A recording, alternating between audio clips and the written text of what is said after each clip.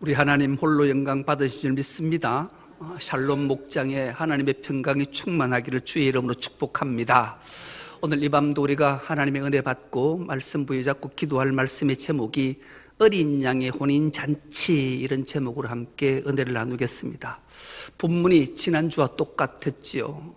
이제 모든 재앙이 끝을 냈어요. 끝이 났어요. 이제는 하나님의 놀라운 어린 양의 혼인잔치 앞서서 두 단어를 반드시 기억해야 되고, 왜 아멘 할렐루야가 중요한지, 왜 어린 양 혼인잔치에 아멘이라고 외치고 할렐루야를 외치게 되는지를 말씀드렸던 거죠. 아멘, 아멘이라는 이름의 뜻을 다시 한번 기억합니다.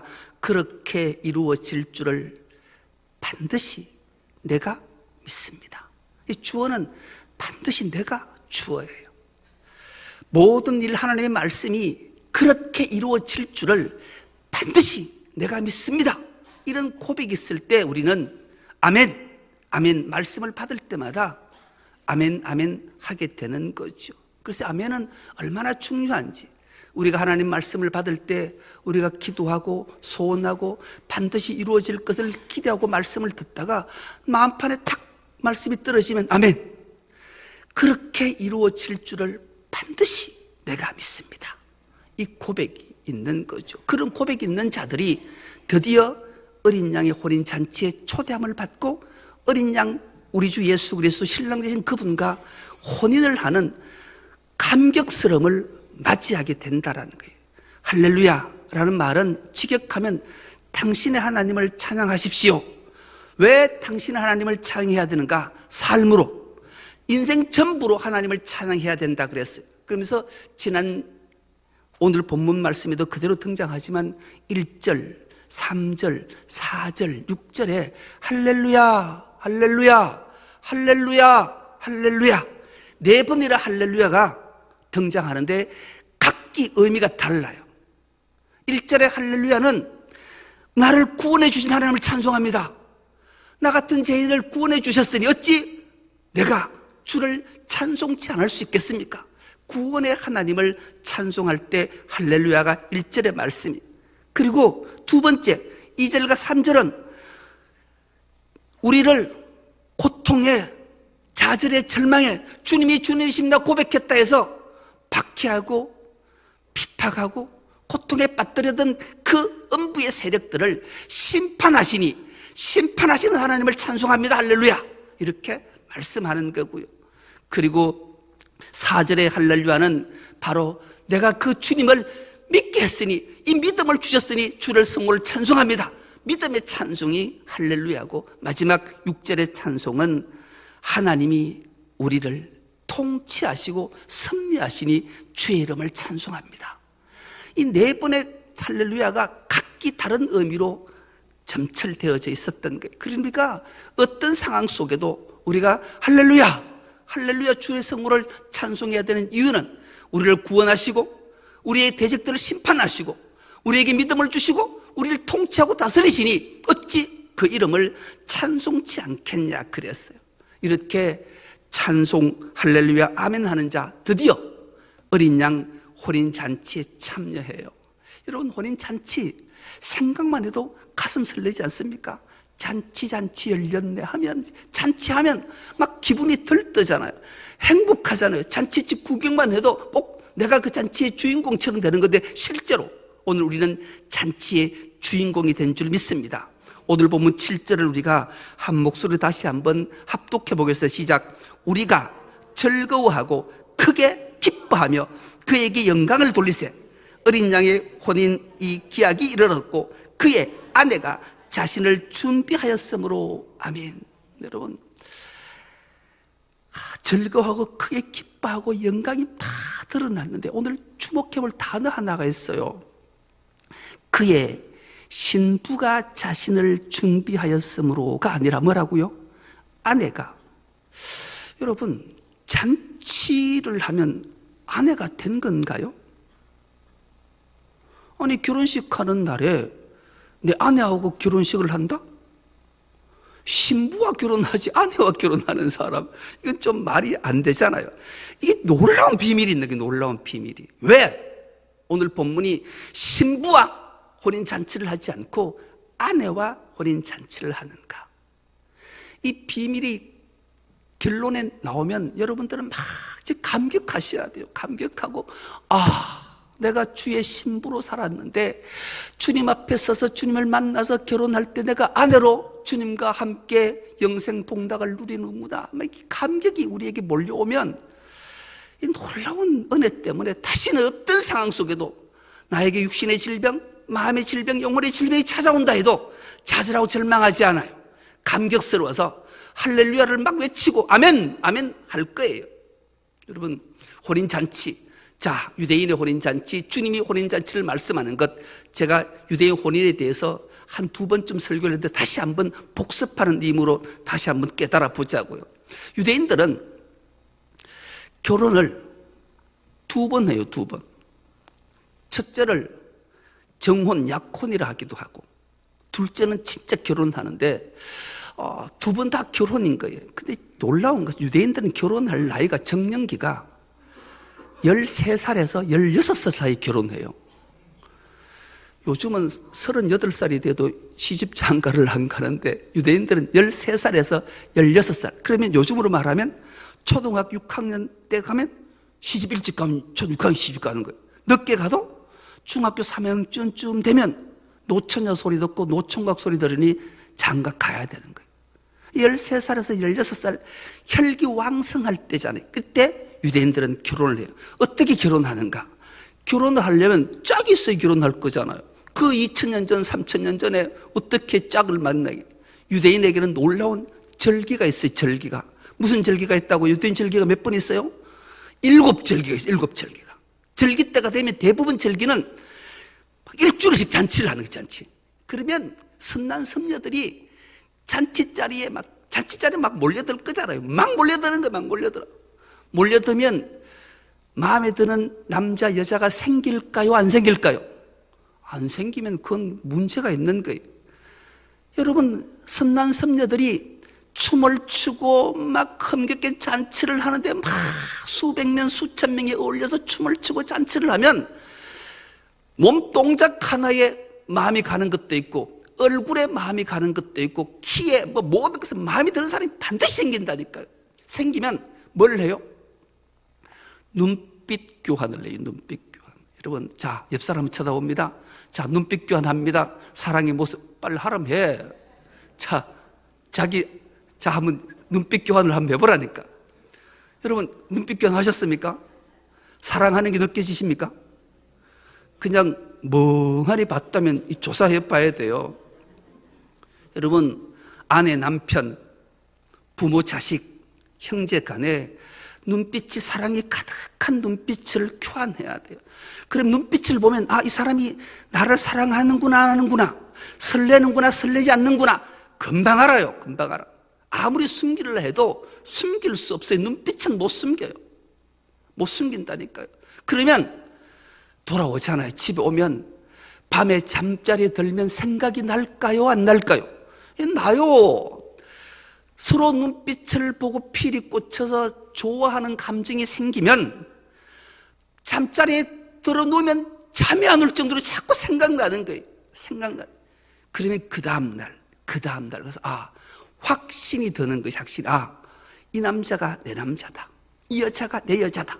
이렇게 확신이 들면 이제 아버지한테 고백. 아빠, 나 이제 장가 가야 될 것 같아. 그러면 니 도대체 나이가 몇 살쯤 됐냐? 아빠, 나 16살. 어이쿠, 나도 손주를 알아보고 싶은데 이놈아 진작 말하지. 그래, 누구 반한 여자 있냐? 있어 아빠 있어. 그래, 누구냐? 이런 말을 하는 거예요. 그러면 아버지는 그 자식을 손에 잡고 반드시 그 집안에서 가장 유력한, 가장 권위가 있는 변호사격 되는 한 보증인을 데리고 3명이 신부들 집을 찾아가는 거예요. 갈 때 빈손으로 가지 않아요. 반드시 3가지를 준비해야 된다 해서 첫째, 서약서. 둘째, 은이나 금. 3번째, 포도주. 요 3가지는 반드시 준비해가지고 가는 거예요. 계십니까? 라고 문을 두드리죠. 그럼 반응이 있잖아요. 누구십니까? 하면 가서 자기 신분을 반드시 밝혀야 돼요. 나는 유다 지파 요셉의 아들 예수입니다. 내가 당신의 딸 마리아에게 반했습니다. 그래서 제가 사위로 합당하다 여기면 우리 결혼해서 당신의 딸을 제 아내로 줬으면 좋겠습니다. 그렇게 말하는 거예요. 그러면 이제 신부댁 아버지가 신랑에게 반드시 세 가지를 물어요. 지, 정, 의에 대해서. 네가 지적으로, 네 이성적으로 내 딸을 얼마만큼 아느냐? 그냥 한눈에 얼굴이 반반해서 아느냐? 아니면 그 눈빛 교환할 때 설레는 마음까지 다해서 정말로 네 아내들 여자는 키가 얼마인지, 몸무게가 얼마쯤 될 건지, 머리카락은 얼마만큼 긴지, 그리고 이런 것들을 다 지적 수준을 묻는 거예요. 얼만큼 알고 있느냐? 내 아내에 대해서, 우리 집안에 대해서. 그 알면 넘어가요. 두 번째 정적. 네가 진짜로 내 딸을 사랑하냐? 사랑하는 마음이 진짜로 생겼냐? 그냥 순간적 감정으로 사랑한다고 표현하는 게 진짜 맞냐? 이거 확인하는 거예요. 아무리 생각해봐도 제가 사실은 지난 1월 6월절에 만났는데 지금 가을 장막절에까지 10개월 동안 잊어본 적이 없습니다. 그래서 드디어 고백하게 된 겁니다. 진짜 사랑합니다. 이 정적 수준을 확인하는 거예요. 그러면 바로 의에 대해서, 이 의라는 것은 헌신하는 거죠. 진짜 네가 목숨을 다해 네 신부를 사랑하고 지켜주고 어떤 어려움과 고락도 함께 하겠냐? 이거 지정의에 대해서 확실하게 묻는 거예요. 그 묻는 소리를 신부되는 아이가 다 듣는 거예요. 같이 듣는 거예요. 여러분, 이제 내 딸아이를 자기 신부로 정할 신랑이 와서 지정의에 대해서 내가 그의 일거수일투족을 다 알고 마음에 심었으며, 그리고 그를 위해 내 몸 한 몸 아낌없이 바칠 각오가 있습니다. 이 정의에 대해서 확실히 들면 이제 신부 아버지가 신부를 불러요. 마리아야, 오너라. 이 다 들었지? 네. 네가 이 남자를 네와 네 신랑으로 맞이할 확신이 드냐라고 신부 아버지가 물어요. 물을 때 아버지는 그 신부의 표정을 살펴요. 표정. 무슨 표정을 살필까요? 여러분, 이 세계적으로 가장 유명한 시인 중에 한 명 바이런을 기억하십니까? 바이런. 이 바이런이라는 이름하는 시인은 영국 캠브리지대에서 종교학 시험 때 교수가 시험 문제를 한 줄을 딱 냈어요. 여러분 예화를 많이 들어봐서 기억할 겁니다. 이 종교학 시험에 요한복음 2장에 물이 포도주로 변한 사건에 대해서 각자의 마음에 다양한 관점으로 논하라. 이 문제 딱 한 줄 나왔네. 그럼 모든 사람들이 요한복음 2장 물이 포도주 된 사건을 다 기억하잖아요. 다 열심히 기록하는 거, 논하는 거죠. 각자의 다양한 내가 느끼는 그 기가 막힌 거. 여러분도 한번 집에 가서 한번 써보세요. 내가 요한복음 2장 첫 표적, 영원한 생명, 주님과 혼인잔치에서 신랑과 신부는 없어도 포도주가 떨어지지 말아야 되는 기쁨의 잔치 자리에 물이 포도주로 변한 사건에 대해서 나는 어떤 관점으로 이것을 논하고 내 믿음으로 내 신앙으로 고백할 건가? 한번 써보라고요. 머릿속으로. 막 모든 사람이 막 A4 용지에 아니면 A3에 막 앞뒤로 빽빽하게 적고 막 다 자기 다양한 관점으로 논하는데, 이 바이런은 한 줄도 못 쓰고 있는 거예요. 계속 묵상만. 1시간이 다 흘렀어요. 2시간이 다 흘렀어요. 이제 시험지 거둬야 돼요. 그때까지 이 바이런은 한 줄도 쓰지 못하고 있어요. 지도교수가 왔어. 시험 감독이 빨리 써거라. 이제 몇 분 안 남았다. 그럴 때 바이런이 딱 한 줄 쓰잖아요. 물이 그 주인을 만나니 얼굴이 붉어졌도다. 물이 그 주인을 만나니 얼굴이 붉어졌다. 이 한 줄, 이 한 줄 때문에 이 바이런은 최고의 점을 받았고요. 위대한 시인이 됐던 거죠. 여러분, 이 신랑이 찾아와서 지 정의에 대해서 다 묻고 신부될 아이를 불러서 네가 이 남자를 네 신랑으로 맞이할 합당한 존재로 보느냐, 이 물음 앞에 이 신부의 얼굴이 표정이 붉어지면 허락하는 거예요. 여러분, 사랑하는 사람 앞에 서서 얼굴이 붉어지지 않는다, 그 거짓말하는 거예요. 표정은 감출 수가 없는 거예요. 눈빛 교환하려고 설레는 마음이 있어서 이제 내가 저 남자의 아내가 되고 저 남자가 내 남편이 되는데 어찌 얼굴이 붉어지지 않고 설레지 않겠냐고요. 아버지는 그 자신의 딸이 얼굴이 붉어진 걸 확인하면 드디어 그 자기 딸을 그 신랑에게 주게 되는 거죠. 그러면 이제 신부의 값을 정하는 거예요. 신부의 값. 이 값은 야, 드디어 내 딸이 시집 가는구나. 내 딸을 16년 동안 키우는데 내가 돈을 1년에 1억씩 들었으니까 16억 들었으니까 이걸 한 30억 받아서 이게 이제 팔자 고쳐야 되겠다, 이런 마음으로 신부의 값을 흥정하는 게 아니에요. 정말로 내 딸아이를 아내로 맞이해서 비가 오나 눈이 오나 서로 사랑하고 끝까지 아껴주고 힘들고 고통스러울 때 내가 대신할 수 있는 그런 마음, 그런 걸 얼만큼 사랑하는지 그 묻는 거예요. 여러분, 형편이라는 건 각자 사람마다 달라요. 전 재산이 1억 있는 사람이 있는가 하면 10억 있는 사람이 있고 100억 있는 사람이 있어요. 그런데 똑같이 1,000만원을 요구한다면 공평한 게 아니에요. 그런 하나님은 공평한 하나님이 아니에요. 1억이 있는 자는 100만 원쯤, 1,000만 원쯤, 10억 있는 자는 1억쯤, 2억쯤, 100억이 있는 사람은 10억, 20억, 이게 공평한 거지. 가난한 자든 부한 자든 똑같이 낸다는 건 그건 공평이 아니에요. 불합리한 거예요. 교회 헌금한 것도 마찬가지. 건축 헌금을 할 때 공평하게 한다는 게 똑같이 1,000만 원이 공평한 게 아니에요. 자기 가진 부에 따라서 하나님이 향한 사랑과 믿음, 여기에 따라 하는 거지. 누구가 얼마 하니까 나도 얼마, 그건 공평이 아니에요. 그건 하나님 사랑한다는 마음이 아니라는 걸 아는 거죠.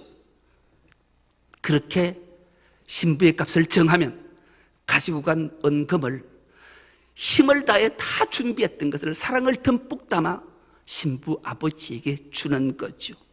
그리고 가지고 간 계약서에 서로 사인을 해요. 그리고 가지고 간 포도주 한 잔을 가지고 먼저 신부가 반쯤 마셔요. 그러면 그 나머지 반을 신랑이 마시는 거죠. 그리고 그 포도주를 서약서, 계약서에 떨어뜨리는 거예요. 이거 뭔 말하는 게? 이게 드디어 혼인 서약서가 되는 거예요. 하나님이 짝지어 준 것을 사람이 나누지 못할지니라. 이 서약서, 그래서 서약을 하고 서로 나눠 갖는 거죠. 그러면 이제 결혼이 성사된 거예요. 그러면 이제 신부집 아버지가 나팔을 부는 거예요. 뿌! 하고 부르면 온 동네에서 나팔 소리가, 아, 저 집에 드디어 혼인했다, 정혼했다, 마을 사람이 다 하는 거예요. 그러면 아버지가 축복 기도를 하는 거예요. 축복 기도. 그리고 축복 기도를 하고 서약서를 나눠 갖고 합방을 하지 않아요. 합방. 결혼은 이루어졌는데 신혼방을 치르지 않아요. 그리고 각자가 흩어져요. 떨어져요. 대개는 1년쯤이지만 그 기한은 오직 신랑 측 아버지께만 있는 거예요. 그 난이 본인에게 있는 게 아니에요. 본인에게. 그리고 신랑 댁 아버지는 신랑을 데리고 자기 집으로 가고 신부 댁 아버지는 신부를 자기 집에 이제 신부 수업, 신랑 수업을 하는 거죠. 신랑은 가서 뭐 하는가? 여러분, 우리가 너무 잘 알아요. 요한복음 14장 말씀을 기억합니까? 이제 주님이 13장에 성만찬을 하고 이제 내가 때가 돼서 아버지께로 갈 때가 된 줄 알았어요. 그리고 내가 너에게 마지막 새 계명을 주노니 내가 너희를 사랑한 것 같이 너희도 나를 사랑하라.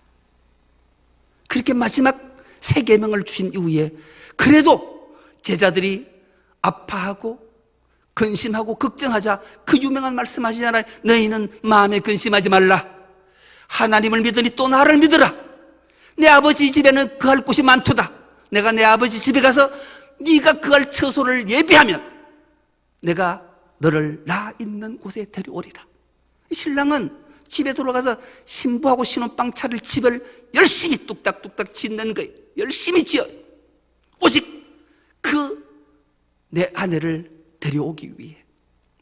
그러면 신부는 뭘 해야 되는가? 신부는 신랑 때 가풍을 익히는 거예요. 아, 우리 남편은 유다 지파니까 유다 지파는 왕의 지파다. 찬송과 찬양이 유다 지파가 하는구나. 그럼 유다 지파에는 찬송이 늘 울려 퍼지니까 내가 엄치고 박치지만 그래도 열심히 해서 좀 따라가야지. 열심히 찬송하고 왕으로 오실 주님을 사모하며 그 집안들은 메시아로 오는 집안이구나.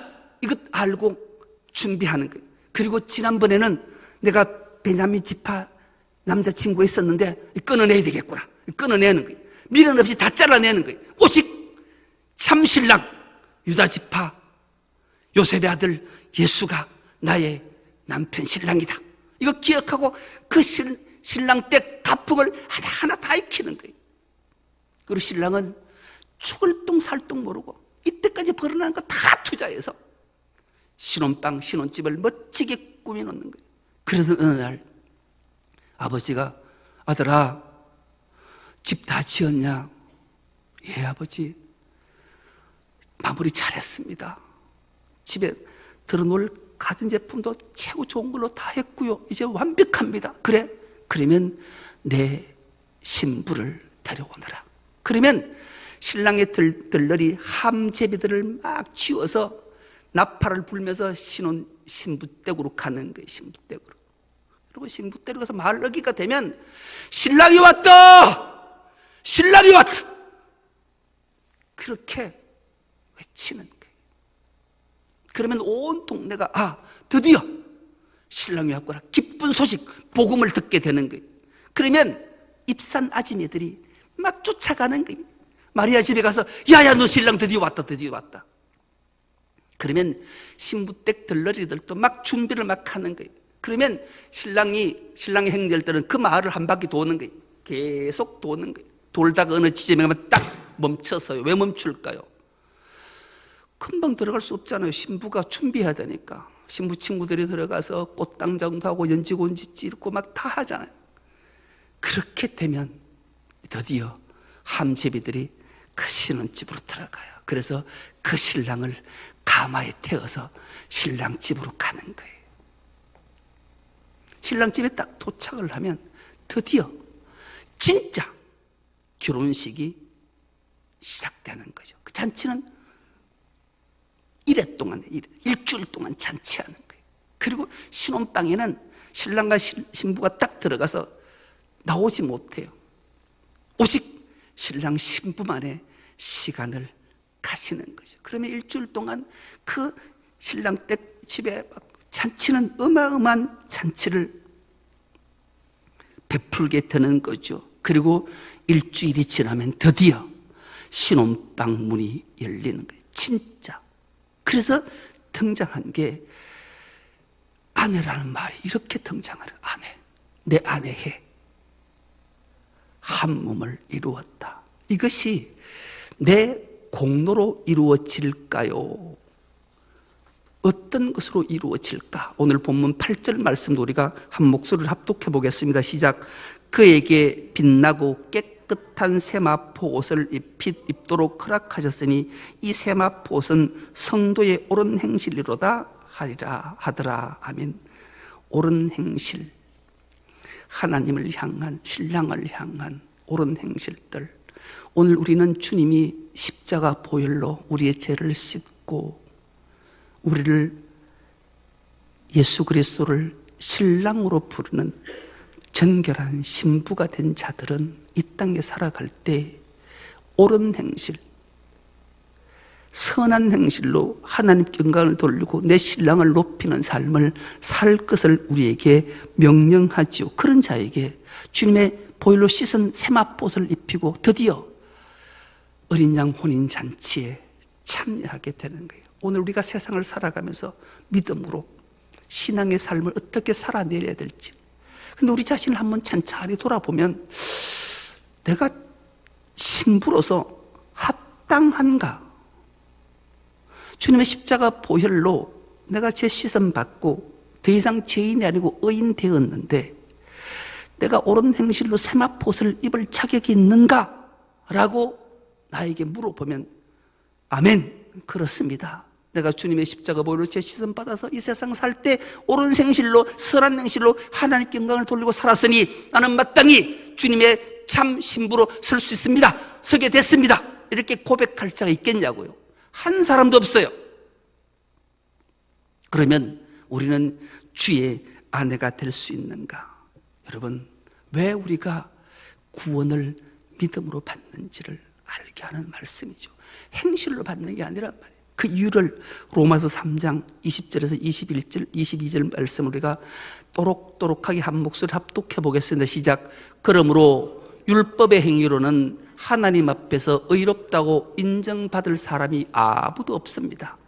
율법으로는 죄를 인식할 뿐입니다. 그러나 이제는 율법과는 상관없이 하나님의 의가 나타났습니다. 그것은 율법과 예언자들이 정언한 것입니다. 그런데 하나님의 의는 예수 그리스도를 믿는 믿음을 통하여 오는 것인데 모든 믿는 사람에게 미칩니다. 거기에는 아무 차별이 없습니다. 아멘. 여러분, 우리의 신랑 예수님은 우리의 그런 행실을 따지지 않고 한번 너는 내 아내다, 신부라 인쳤으면 변함없는 사랑으로 내가 실수하고 잘못하고 범죄해도 저건 내 아내가 못돼, 내 신부가 안 되니 쳐야 돼, 그러지 않는다라는 거예요. 여러분, 그러니 어찌 주님을 생각하면서 어찌 우리가 불법을 저지를 수 있겠냐고요. 어찌 악한 행실로 하나님의 영광을 가리겠냐고요. 이것을 깨달아지고 믿게 되는 은혜가 있길 축복합니다. 우리 주님은 그 사랑이, 그래서 그 사랑을 만극한 사랑이라는 거예요. 불가항력적 은통을 입은 우리의 삶이 어떻게 되는 걸 일깨워주는 말씀이죠. 그래서 빌립보서 3장 9절은 이렇게 말씀합니다. 이 말씀도 우리가 한 목소리 합독합니다. 그리스도 안에 있는 사람으로 인정받으려고 합니다. 나는 율법에서 생기는 나 스스로의 의가 아니라 그리스도를 믿는 믿음으로 말미암아 오는 의, 곧 믿음에 근거하여 하나님에게서 오는 의를 얻으려고 합니다. 아멘. 우리가 이 밤 하나님 앞에 기도해야 되는 이유, 감격해야 되는 이유, 모든 것을 그대로 드러냈지요. 어린 양 예수 그리스도 신랑의 공로에 힘입어서 내가 서게 되지, 내 공로 아무것도 없습니다. 내 공로는 오직 나를 신부로 인정해 주시고 인쳐 주시고 결정해 주신, 사랑해 주신 내 신랑 예수 그리스도의 의와 은혜와 사랑입니다. 우리 모두는 오직 어린 양이신 예수 그리스도 공로로 어린 양 혼인잔치에 참여한 자인 줄 믿습니다. 예복은 내가 준비하는 것이 아니라 우리 주님이 세마포로 예복을 준비하셔서 우리에게 입혀주십니다. 그 보혈의 공로로, 보혈의 피로 우리의 모든 죄를 다 듣고, 그래서 우리는 오직 신랑을 사모하며 감격스러운 그날을 고대하며 주님으로 주신 직분과 사명을 아름답게 잘 감당해 주님만을 사모하며 이 세상의 승리자가 되는 우리 중선님께 모든 건속 다 될 수 있기를 간절히 기도합니다.